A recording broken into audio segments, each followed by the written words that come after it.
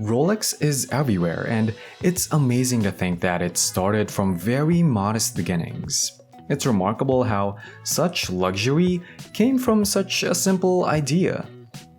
Eventually, these two ideas, style and purpose, luxury and usefulness, came together, leading to creations like the Rolex Sea Dweller 126603 in steel and gold.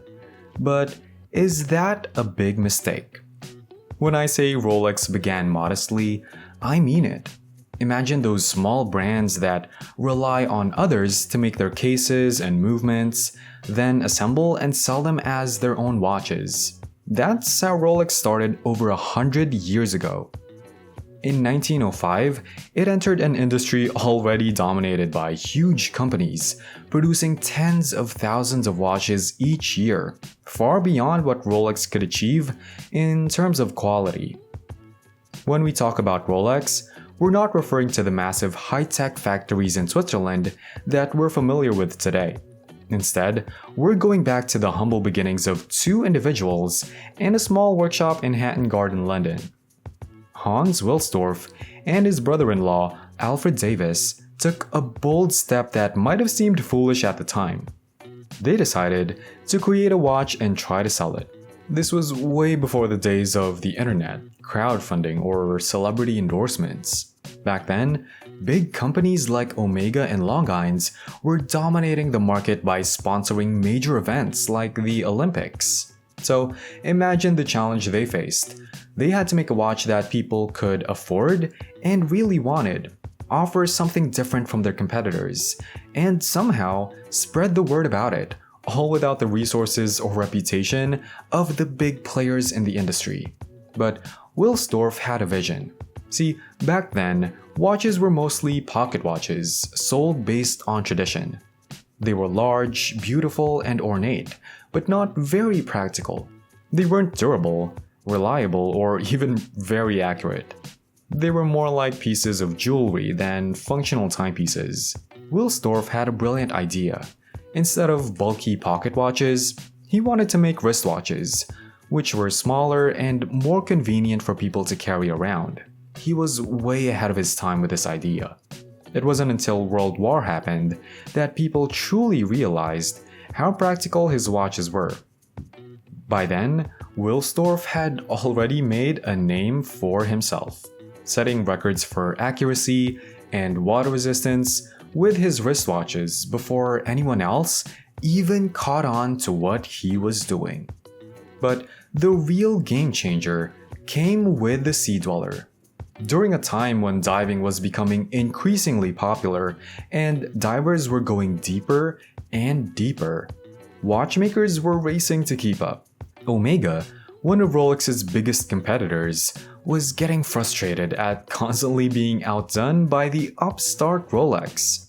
Then, Rolex did something simple, yet ingenious. They made their existing dive watch, the Submariner, a bit thicker. This small change put them ahead of Omega by several years, and just like that, the Sea Dweller was born. It quickly became an icon, accompanying some of the bravest individuals on incredibly risky expeditions into the unknown depths of our planet's oceans, a realm that still holds many secrets to this day. Through clever thinking and resourcefulness, the Sea Dweller watch evolved from being just a timepiece to becoming a legend. And now, we have the steel and gold Sea Dweller 126603, a far cry from its original form. The original Sea Dweller was sturdy, where it needed to be, cutting costs where it could. It had a reinforced cased back, case, and crystal, making it over 17 millimeters thick, an exaggerated version of the sleek Submariner, unapologetic about its appearance. However, the Sea Dweller 126603 isn't solely designed for its original purpose anymore. While it's still perfectly capable of diving to depths of over 1,200 meters, and likely even deeper, its main role now is to look good and embody quality, luxury, and status. And nothing signifies this more than the addition of gold. While gold has been used in Rolex dive watches since the 1980s, this is the first time it's been featured in the rugged Sea Dweller. Compared to the Submariner, the Sea Dweller is still a hefty watch, now enlarged to a considerable 43mm. Even with a flat sapphire crystal instead of a domed plexiglass, it maintains a significant thickness of 15.2mm, making its presence known. In the world of watches, the Submariner, or as Rolex calls it, the Roller, with its steel and gold combination, offers a different vibe, perhaps more suited for casual luxury rather than deep-sea adventures.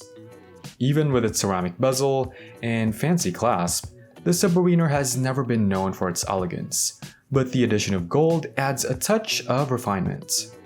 However, when it comes to the Sea Dweller, the steel and gold combination feels out of place. It's like having a high-performance sports car with luxurious seats. It just doesn't quite fit the intended purpose.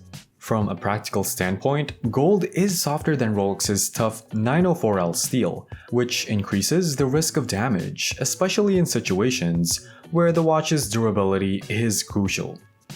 However, it's unlikely that the Sea Dweller, like a high-performance car, will be pushed to its limits by anyone other than a select few. And you know what? That's perfectly fine. If you choose to buy a Rolex Sea Dweller in steel and gold and decide to drive a high-performance car to run errands, that's your prerogative. Your enjoyment of something is entirely up to you, and if that combination brings you joy, then that's all that matters. That's the essence of the Sea Dweller. It can brave the depths of the ocean, but can also be appreciated for its mere existence. You put it on, it brings a smile to your face, and it makes you feel good. In my book, that's a job well done.